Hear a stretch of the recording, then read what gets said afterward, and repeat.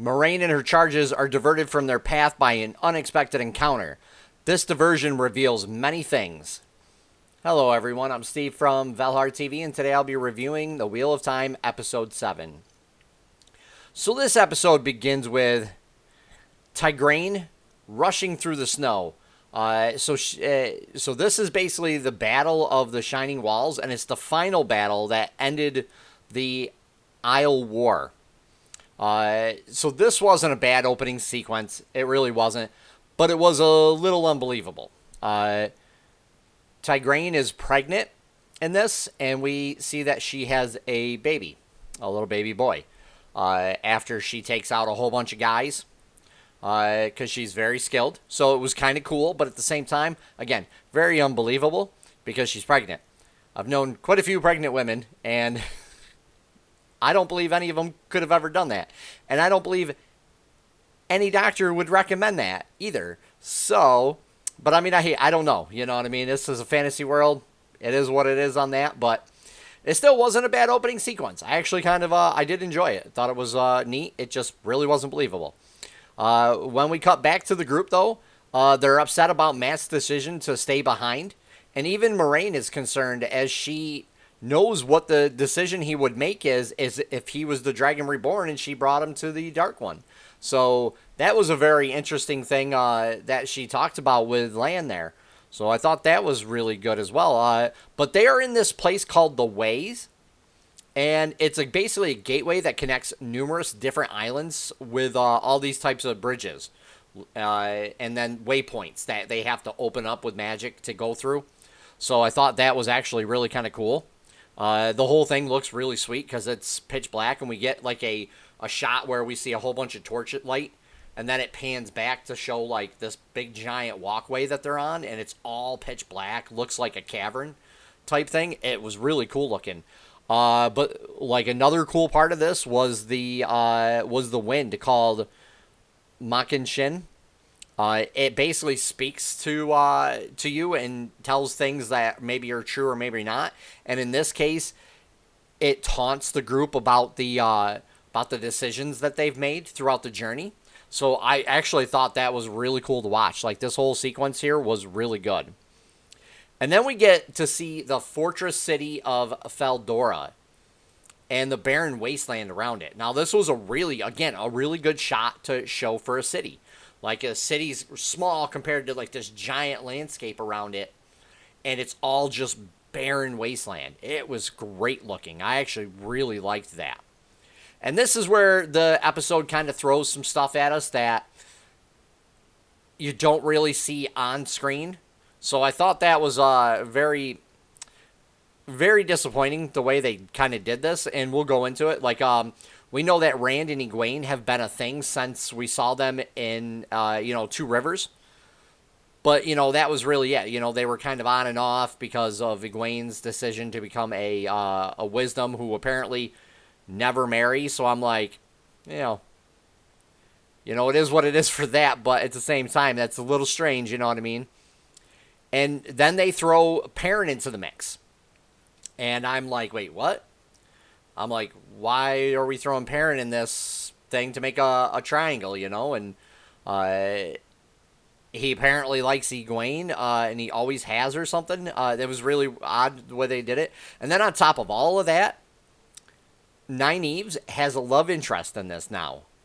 And I was like, wait, where did this come from? I'm like, I know they've been getting along better, but it's like, we have to assume things off screen. Happened off screen that where they started getting more friendly with each other, things like that. And we don't see this play out on screen, so it really doesn't make sense, especially since there's only one episode left to go. It really doesn't make any sense to throw in this drama for love interests and stuff. It just, but again, we'll see what happens with this. And then the episode does end at the Blights. And I thought the Blight was really cool. We get to see this big, giant, long shot of the Blight, and it's a large, gnarly desert of trees, like full of skeletal remains and stuff. It looked really good when they did that. So we get like a lot of stuff in this. We also get like a lot of reveals too in this, which I thought was very interesting.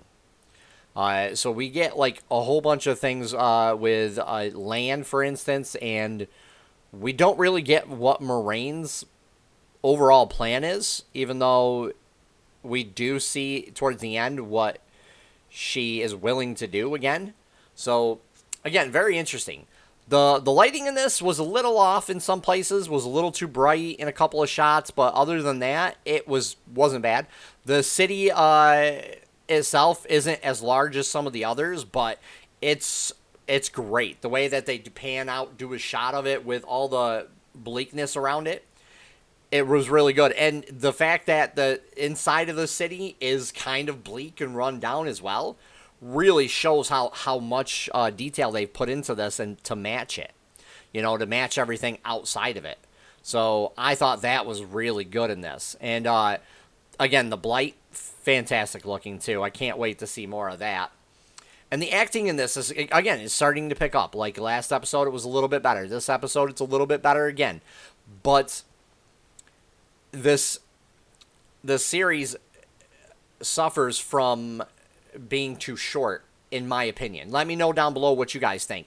I think this honestly should be at least 10 to maybe 12, 13 episodes to really flush out all the characters and the settings, and even give you some extra love interests other than Rand and Egwene. This was really kind of certain parts of it, even in last episode, I felt like we're a little rushed and they're just throwing things at you real quick to get them out of the way, kind of. So I thought that was very interesting on how they did that, and I'm not sure why they picked 8 episodes, but I think it would have been better if it was at least a bare minimum of 10 episodes. So this episode had a few good reveals in it again, and for some of the characters, but still doesn't reveal Moraine's overall plan. So we did cover that. But she's trying to get everybody to the eye of the world where the Dark One is imprisoned. So apparently, when the original dragon broke the world, he couldn't destroy the Dark One. So we'll see how that plays out with the new dragon.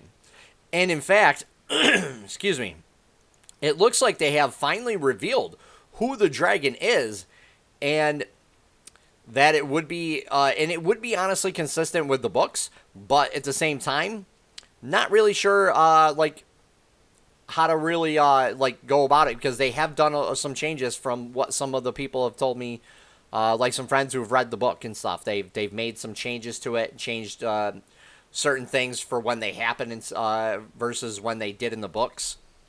So I'll find that very interesting if they stick with who they show to be the dragon in this. Overall, it was a good episode, though. I would give this at least a 7.5, 8 out of 10. It was, again, a little slow because it had to try to build a little more character development and relations development between everybody. But still, not a bad episode. I can't wait to see the finale. If you guys like what I do, please hit the like button and subscribe and leave a comment down below. Let me know what you guys thought about this episode. Take care for now, everyone.